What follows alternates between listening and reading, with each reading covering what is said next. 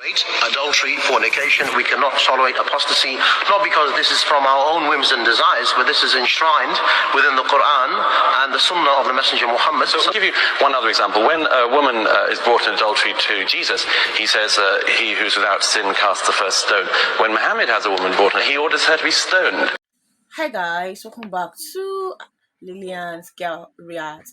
So we are going to be checking out Douglas Murray again.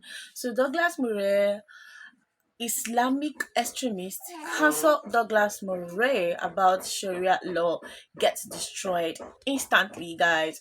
I really want to see this, how Douglas Murray got engaged and lectured, because I really want to see it. Anyway, so if you just see me, please do well by liking the video, subscribing to the video, and let's dive into the video, okay? Contemporary discourse, the intersection of Islam, extremism, and the application of Sharia law in Western democracies has become a contentious topic. Douglas Murray stands out as a vocal critic who believes that certain interpretations of Islam pose significant challenges to liberal Western values. His perspectives are often framed within the context of broader debates on multiculturalism, immigration, and the preservation of Western cultural norms. Islamism has become a growing concern in Britain. We've all become more used to the sight of women veiled from head to foot, radicals holding placards saying things like, behead those who criticize Islam. Surveys suggest that 37% of young British Muslims want Sharia law in this country.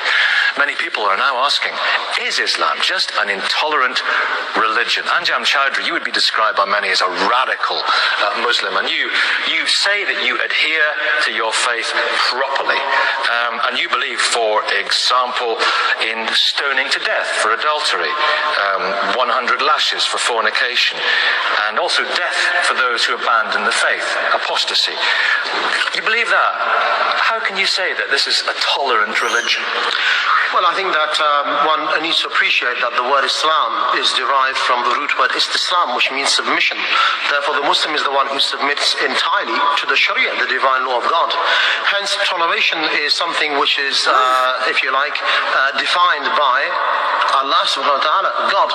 Therefore, if something is in accordance with the Sharia, we tolerate it. If it is outside of the Sharia, we cannot tolerate it. Hence, for example, Islam will tolerate non-Muslims to live among the Muslims within the Sharia under an Islamic state. Their life, wealth, their honor, their dignity will be protected. They will get the basic needs of food, clothing, and shelter.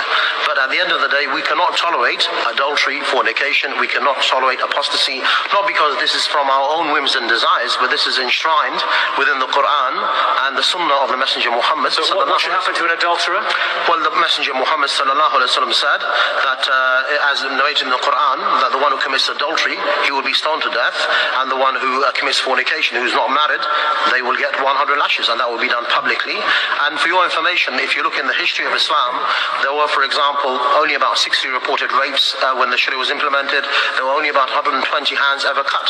So it is not only a harsh punishment which is fitting, but it is also a great deterrent within society, and it will rid society of many of the ills that we have. I believe that Britain would never be better than when the Sharia has been implemented. Sorry, Anjam. First of all, your Arabic was wrong. The root word for Islam is not Islam, it's Salima. I assume you don't speak Arabic.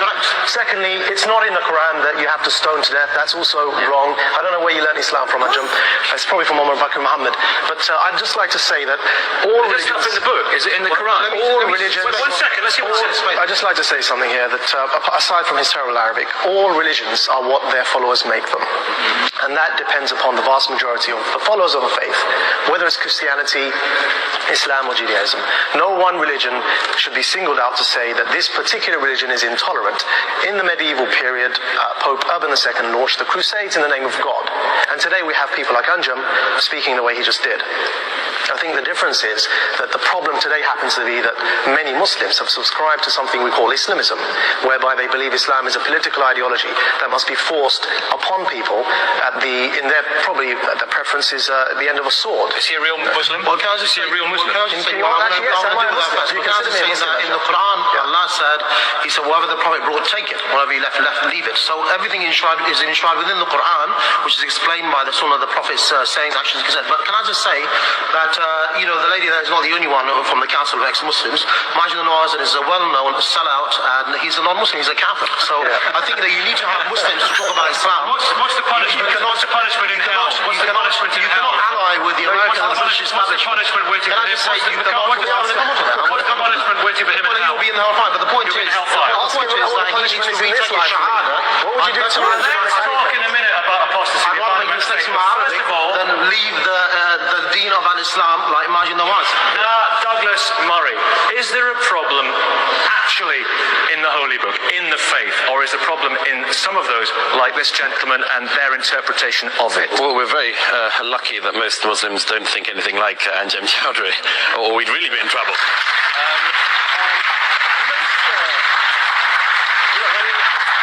Most Muslims, both in Britain and across the world, are law-abiding, decent people for whom their faith is an important part of their lives. However, there is an awkward thing about Islam, which is that Islam's religion, its founder, was a more violent man than, for instance, the founder of Christianity. I'd give you an example. I mean, if Christ, I'm not a Christian, but I have no truck in this thing, but if Christ had been a warrior, had killed people he captured, Christianity's history would be even more violent than it has been. I'll give you one other example. When a woman is brought in adultery to Jesus, he says, he who's without sin casts the first stone.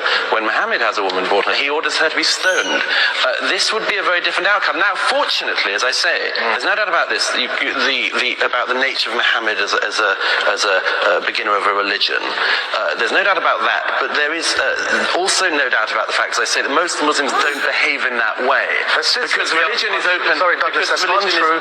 It's untrue. You've deliberately picked on one example, and that is Jesus Christ, the prophet of God. Before that, there were many other prophets that Christians also believe in, such as the prophets of the Old Testament, who launched wars, who were kings, King Solomon, King David. Yes, hold on, Douglas, I'm making a point here, which is that prophets, during those times, some of them fought, some of them didn't fight, some of them it's disputed whether they fought. The point is that all religions are interpreted. We can't say here that Islam is one thing or another. But Jesus' message is very clear. He never said to stone anyone to death, Jesus, did he? I think it's disputed, even the fact that the Prophet Muhammad stoned people to death. That's not a fact. That's not a fact. But yeah, you can admit it. Harris Rafiq. Yeah, just a couple of points. First of all, did the Prophet order people to be stoned to death? Right, okay. That case itself was where the woman insisted that she had punishment. There was one case where the woman was stoned, and that was when she came to the Prophet Muhammad, peace upon him, and said, I've committed adultery. The Prophet, peace upon him, turned his face away. She asked him again, I've committed adultery. Only when she asked the third time for a punishment was the punishment insisted on. That is the only Should he not have still said no? I beg your pardon? Should he not have still said no? No, she insisted that she be punished. But coming back to the original point, in terms of Sharia, first of all, there is nothing in the British law that actually prevents me from practicing my faith. So there's no need for Sharia law in this country. And secondly, there's nothing. And secondly, the other thing is there is no compulsion in Islam. In terms of Anjem classifying myself or Majid or anybody else as a non-Muslim. Sharia, then maybe we could call you a Muslim. Well, at the end of the day, there are three things that make up a Muslim: Islam and Iman. And from that we get the Sharia. There's the other thing that Anjem seems to be forgetting about. That is tasawwuf, the state of ihsan, being a better human being, worshipping your Lord as if you can see him. Because even if you can't, he